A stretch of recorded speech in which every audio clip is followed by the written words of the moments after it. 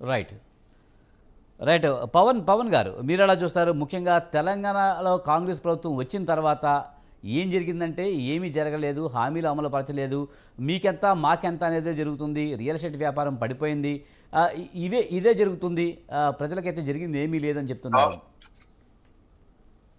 ఇవన్నీ baseless allegations. వాళ్ళ దగ్గర ఒక కాంక్రీట్ సబ్జెక్ట్ ఏదైనా ఉంటే మాట్లాడితే దాని మీద నేను స్పందిస్తే బాగుంటుంది. నేను క్లియర్గా చెప్తున్నాను, ప్రతి నియోజకవర్గానికి 3,500 ఇందిరా మైండ్లు ఇస్తున్నాం. రాజీవ్ యువ యోజన కింద, యువ వికాసం కింద నిరుద్యోగులకు 5 లక్షల రూపాయలు ఇచ్చేటువంటి ప్రయత్నం చేస్తున్నాం. 50,000 ఉద్యోగాలు ఇచ్చినాం. ఇప్పటి వరకు 9 రోజుల్లో 9,000 కోట్ల కింద నిన్ననే రైతు భరోసా వేసినాం. రైతు బంధు దగ్గర దగ్గర 30,000 కోట్ల రూపాయలతోని రైతు రుణమాఫీ చేసినటువంటి ప్రభుత్వం తెలంగాణ ప్రభుత్వం.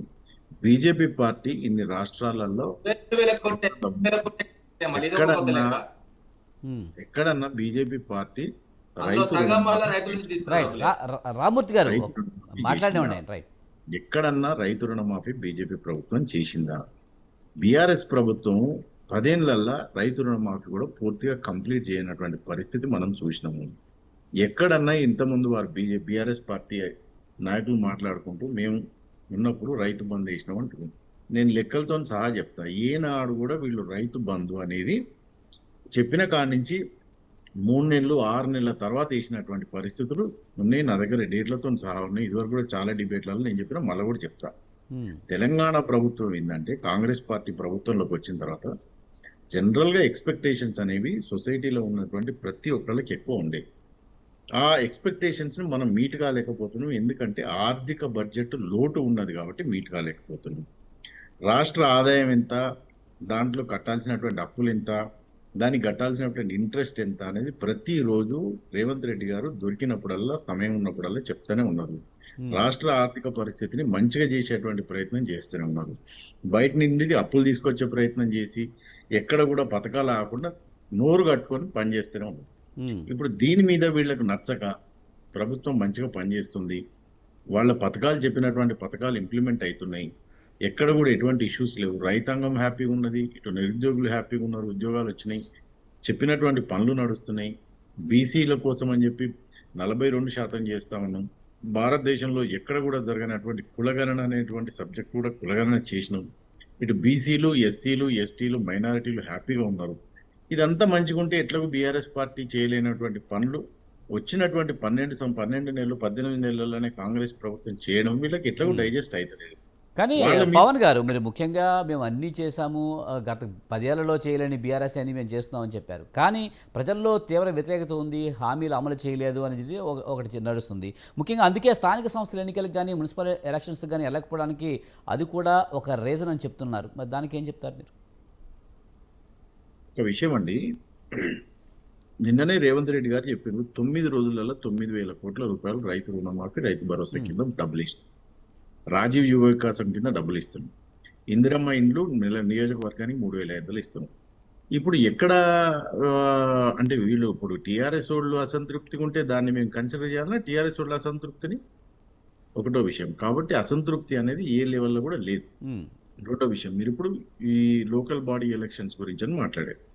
లోకల్ బాడీ ఎలక్షన్స్ లో కాంగ్రెస్ పార్టీ కానీ, కాంగ్రెస్ పార్టీ ప్రభుత్వం కానీ లోకల్ బాడీ ఎలక్షన్స్ ని ఫేస్ చేయడానికి మేము రెడీగా ఉన్నాం. నిన్న కోర్టులు కూడా తొందరగా లోకల్ బాడీ ఎలక్షన్స్ పెట్టండి, సెప్టెంబర్ లోపు జిహెచ్ఎంసీ ఎలక్షన్స్ కూడా పెట్టండి అని చెప్పింది.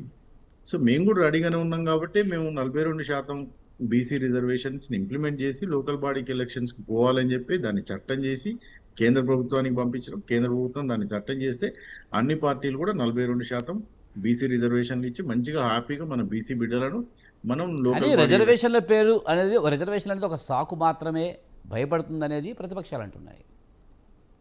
ప్రతిపక్షాలు అంటే మరి వాళ్ళ పోరాటం ఎవరి మీద ఉండాలి? ఇప్పుడు ఉన్నటువంటి ప్రతిపక్షాలు ఏవని మీరు అనుకుంటున్నారు? బీఆర్ఎస్, బీజేపీ కదా. బీఆర్ఎస్ పార్టీ దేని మీద పోరాటం చేయాలి? బీజేపీ మీద పోరాటం చేయాలి. ఎస్, తెలంగాణ ప్రభుత్వం తెలంగాణలో బిల్లు చేసింది, చట్టం చేసింది.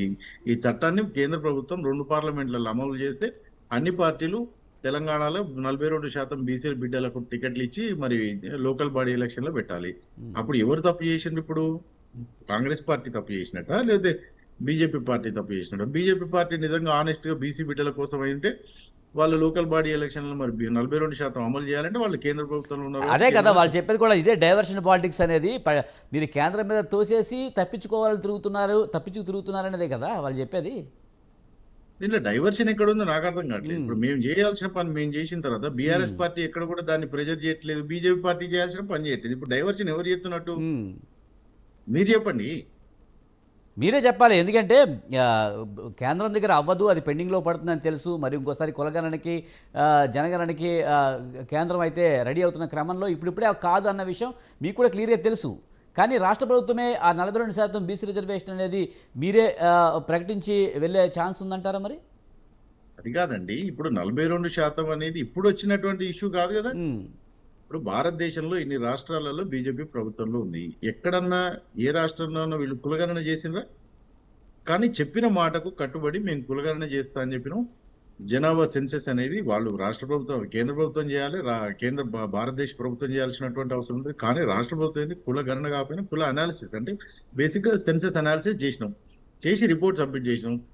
తెలంగాణ రాష్ట్ర ప్రభుత్వం అసెంబ్లీలో చట్టం చేసింది, ఆ చట్టాన్ని కేంద్ర ప్రభుత్వానికి పంపించినాం. మరి బీజేపీ ప్రభుత్వం సెంటర్లో ఉంది, మరి ఇక్కడ నుంచి బీజేపీకి 8 మంది ఎంపీలు ఉన్నారు.